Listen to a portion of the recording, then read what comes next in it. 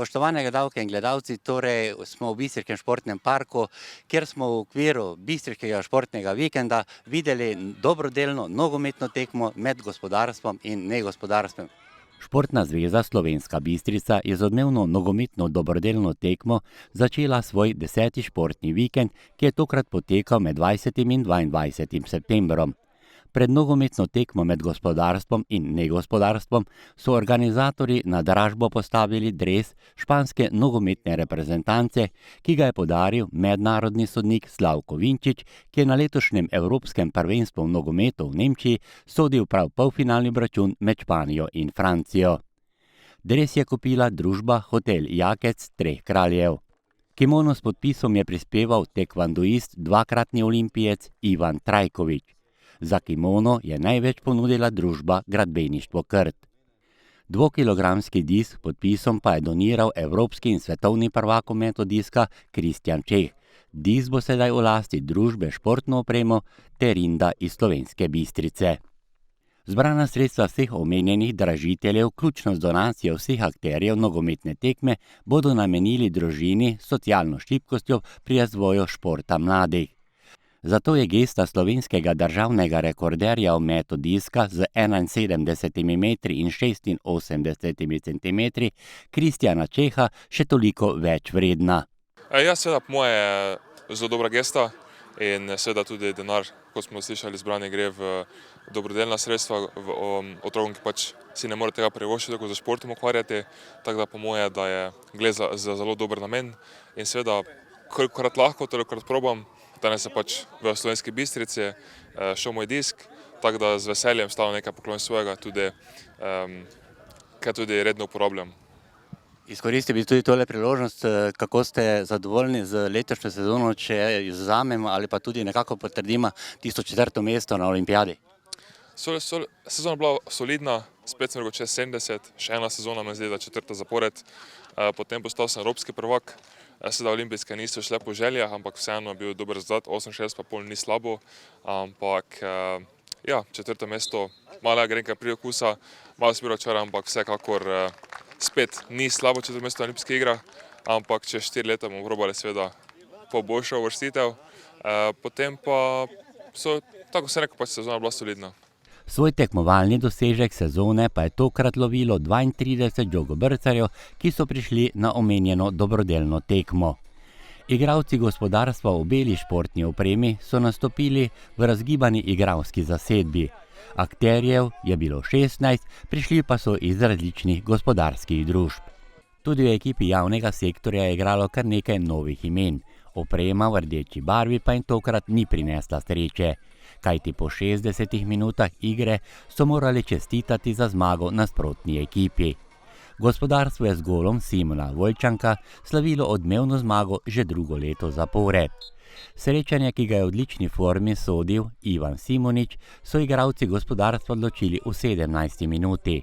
Zraven gola pa so številni gledalci, županom na čelo, ki je izvedel tudi začetni udarec, videli tudi številne priložnosti. V prvem delu smo ujeli poizkus Jureta Klinca, Danilović je bil tokrat zmagovalec. Tomaž Gracej je za gospodarstvo poizkušal povišati v 40. minuti.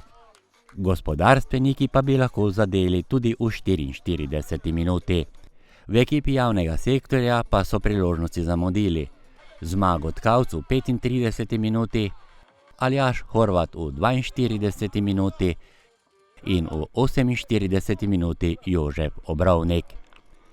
Po končani tekmi smo kapetana obeh ekip povabili pred našo kamero in mikrofon. Najprej smo pogledali v tabor poražencev, če se tako lahko reče, za poraz v tem dobrodelnem obračunu.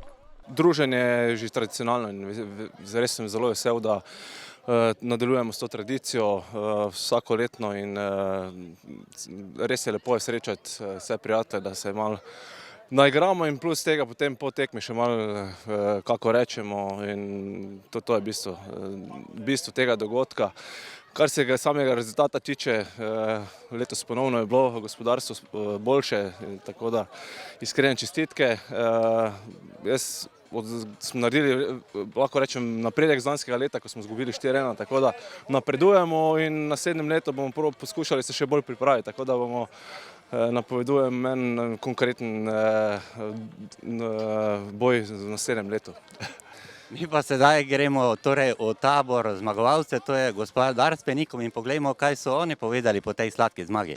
Torej, Anže, danes ste zmagali 1:0, kar takole bom rekel, kar zelo dobra tekma, dobro srečanje, dobro druženje, torej na športnem poligonu, zmaga pa je tudi sladka. Pa ja, zmaga mislim, da je šla tam, ko izpada. Mislim, da je gospodarstvo vedno bilo v ospredju, tako da brez gospodarstva težko funkcionira družba. Drugače pa tekma, prava prijateljska tekma, lepo vzdušje.